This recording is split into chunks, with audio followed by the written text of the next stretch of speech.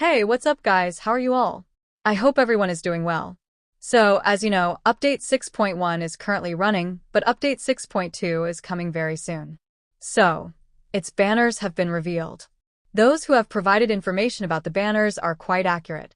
And this is the reason I'm sharing this information with you. I know you're also interested in the upcoming banners. So, which characters are getting 5 stars, and which ones have the chance of getting 4 stars, I'll tell you all about that in this video.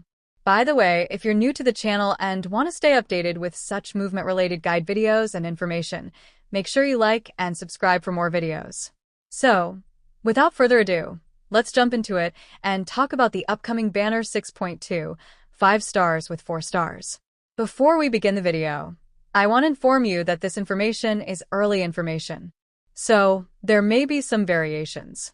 Furthermore, there's no confirmation regarding which banners will appear in Phase 1 and which will appear in Phase 2. This will also be revealed when the official live stream happens. So, keep this in mind. Changes are possible. So, now let's talk about the characters. So, the first 5. Our upcoming star character is a new character, 5-star SOD user Durun. I've already made a video about that character, detailing how it works, its overall function, and potential future builds. I've explained all of that. If you haven't seen it, you can watch it. The link is in the description. For now, if I were to give a brief summary, yes, the character is quite good. It looks quite promising, as it could replace Shungling to some extent.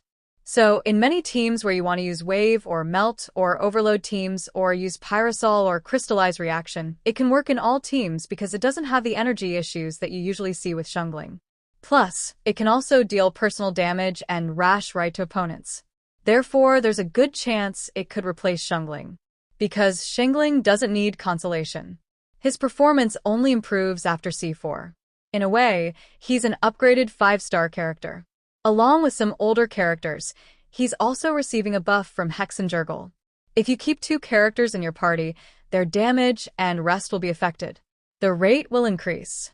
This way, Durin's personal performance can be further improved. Furthermore, yes, he's a sub-DPS player. He'll operate without being on the field and deal damage solely with his ultimate. He can raid with one of his skills, and his other skills are designed to deal damage with Wep and Melt. Furthermore, this character uses skills per attack, and you can improve his ultimate damage with the passive. Plus, you can run him with anyone, like Fana or anyone else. He doesn't have any lunar mechanics, so you can relax. He's not a specific restricted character. That's a significant plus. However, it's still important to consider his personal damage, as he recently received a nerve boost. Therefore, it's very difficult to say what his actual value is.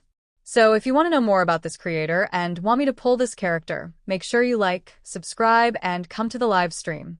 By the way, these were all positive points. The only negative point is that it's coming at the wrong time. Because in the very next patch, 6.3, we'll see a new character, Columbina, the goddess of the moon. And that character could be very important to you. If you have any Nadcroc DPS, then that's it for Durun. We'll talk about the rest of it, its range, its damage, and its parry application later.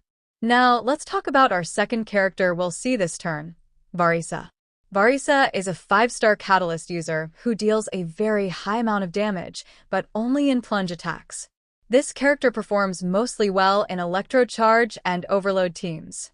You can also run it in an aggregate team, but it doesn't perform as well.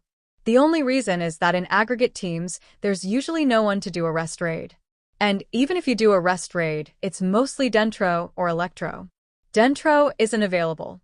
So, you can only improve the damage of 1 TPS at a time. Because of this, Vesa doesn't perform very well in aggregate teams. However, in Electro Charge teams and Overload teams, both their damage can be improved.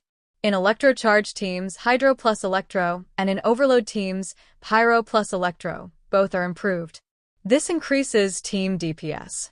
So, if you're using this, if you're going for the character as a DPS, then you can definitely go for it because it is one of the best top 5 DPS and is a very strong character.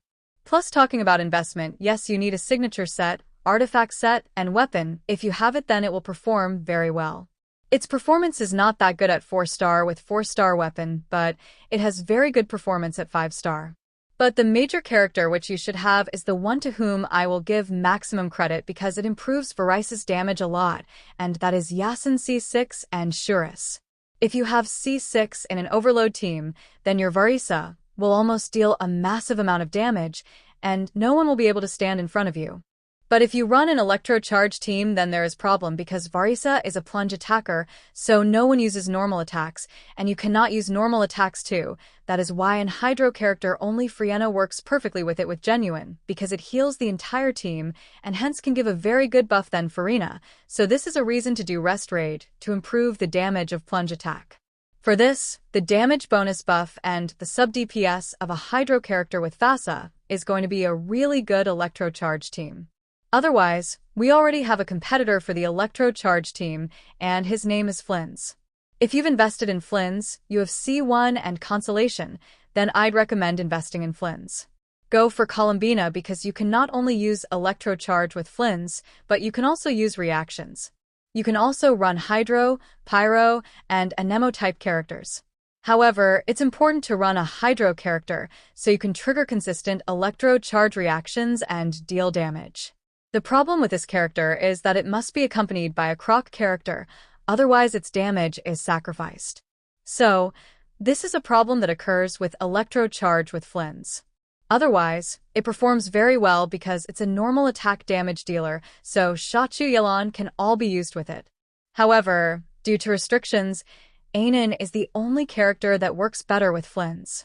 So, I don't think there's much difference in terms of personal DPS. Varisa works amazingly well in Overload, and Flins does an amazing job with Electro Charge.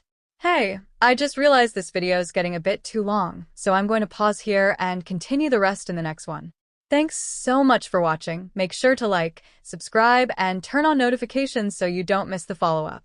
See you soon!